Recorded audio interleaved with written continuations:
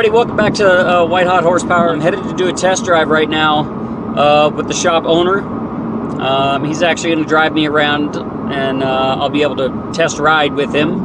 I originally couldn't decide on whether I wanted to do a twin turbo or a blower. I just miss having a supercharged car.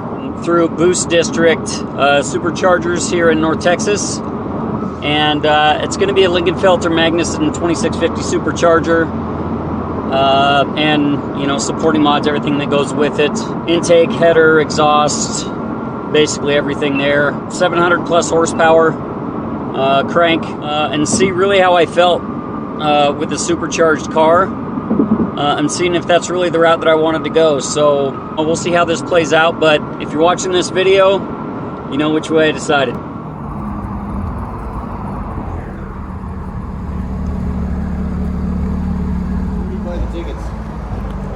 I'll see if I can let you hear him.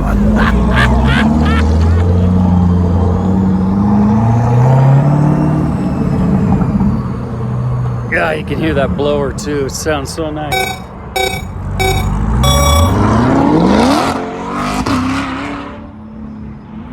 Jesus. Man, that sounds mean. Alright guys, here we are. Boost District's supercharged car. This thing sounds nasty. Heard it from the outside a little bit, got a couple clips. Here we are on the inside. You can definitely hear the whine. Holy cow. It sounds great. Oh, he's got front lift in this one. Smart man, smart man. I could hear you all the way down the street when you were slowing down the blower. Could hear it winding down.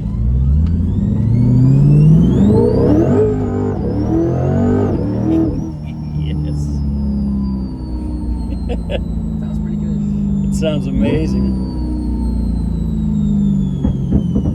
Yeah, man, I miss a blower. You need to have it. Yeah, I think that 5 seconds right there might have hooked me, man.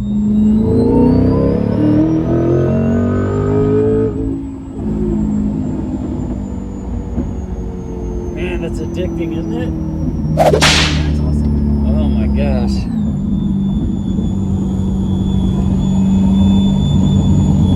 There's that Lingenfelter Magnuson blower back there, 2650. And you know, it gets pretty quiet too. If you put it on tour mode, everything just gets quiet. Yeah, I heard you have a couple options in the tuning. Yeah. To quiet it down. Yeah, so we're working on several options to quiet it down more. I won't need that. Yeah, but as far as what it is right now, you know, the exhaust is the loudest thing in the car. Yep. The supercharger itself is actually pretty quiet. Yeah, once you're driving only when the freeway, you're in it. Yeah, once you're driving the freeway, you hear nothing really. Yeah. You know, once you have your radio on a little bit, it's off. But once you have your radio off on a little bit, just even level 5, you hear nothing. Yeah. Okay. So everything kind of gets drowned out. Okay. Right now we're in 6th gear, going 40 miles per hour, and you hear very little of it. Yeah, and you know, like I said, we can still have a conversation. Yep. The exhaust, there's no big drone. Is this It's a Corsa exhaust. Corsa Sport? Yep. Okay. It's the Lingenfelter Corsa Extreme or Sport. I'm not sure exactly. I need to double check which one it was. Okay. You see, that's really quiet. And then when you put it back to sport mode, and then you go back to track mode, you hear everything turns back up. Yeah, so that sounds great. You have the flexibility of having it quiet or loud. Yeah. And just driving more beefier if you put it in track mode. Yeah. So everything, all the OEM functions is retained. Every single one. Okay. Is there baffles in that exhaust? Like the OEM is opening, closing? Yep. That's what. That's how it's okay. Yeah, it has NPP. Yep. Okay. So yeah, it literally is OEMs, just like it.